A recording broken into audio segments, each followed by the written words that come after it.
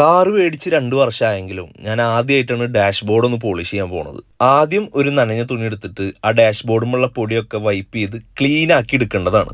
ഇതുപോലൊരു masking tap എടുത്തിട്ട് ഒട്ടിക്കാൻ കാരണം എന്താ വെച്ച് കഴിഞ്ഞാൽ ഫൈനൽ റിസൾട്ട് ഈ വീഡിയോ കാണുന്ന നിങ്ങൾക്കും അതുപോലെ ഈ ഡാഷ്ബോർഡ് പോളിഷ് യൂസ് ചെയ്യണ എനിക്കും മനസ്സിലാവാൻ വേണ്ടിയിട്ടാണ്. ഞാനിവിടെ യൂസ് ചെയ്യണത് 3Mന്റെ ഡാഷ്ബോർഡ് ഡ്രസ്സർ എന്ന് പറഞ്ഞിട്ടുള്ള ഒരു ഡാഷ്ബോർഡ് പോളിഷാണ്. അപ്പോൾ അതിന് വേണ്ടിയിട്ട് ഒരു സ്പോഞ്ച് എടുക്കണം. ഇതുപോലത്തെ ഒരു സ്പോഞ്ച് എടുത്തിട്ട് അതിലേക്ക് ജസ്റ്റ് ഒരു ഡ്രോപ്പ് മാത്രം, കാരണം ഞാൻ ട്രയൽ അടിക്കണ സമയത്ത് അത്യാവശ്യം കുറച്ചുണ്ടെന്ന് പോയി, പക്ഷെ അത്ര അധികം ഉപയോഗിക്കേണ്ട ആവശ്യമില്ല. ജസ്റ്റ് ഒരു ഡ്രോപ്പ് എടുത്തിട്ട് നമ്മൾ മാക്സിമം എവിടെയൊക്കെ എത്രയൊക്കെ കവർ ചെയ്യാൻ പറ്റുമോ അത്രയൊക്കെ കവർ ചെയ്തതിൻ്റെ ശേഷം മാത്രമാണ് അടുത്ത ഡ്രോപ്പ് എടുക്കാൻ പാടുള്ളൂ. ഓവറായിട്ട് പ്രൊഡക്റ്റ് യൂസ് ചെയ്യേണ്ട ഒരു കാര്യമില്ല.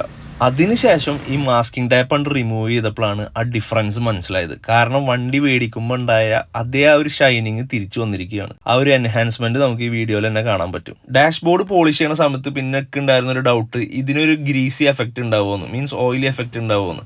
കാരണം ആ ക്രീം കൈമായ സമയത്തേക്ക് അങ്ങനെ ഫീൽ ചെയ്ത്, പക്ഷെ ഡ്രൈ ആയതിൻ്റെ ശേഷം എനിക്ക് അങ്ങനെയൊന്നും ഫീൽ ചെയ്തിട്ടില്ല. ഇപ്പൊ കാറ് മേടിക്കുമ്പോഴുള്ള പോലെ ആയി.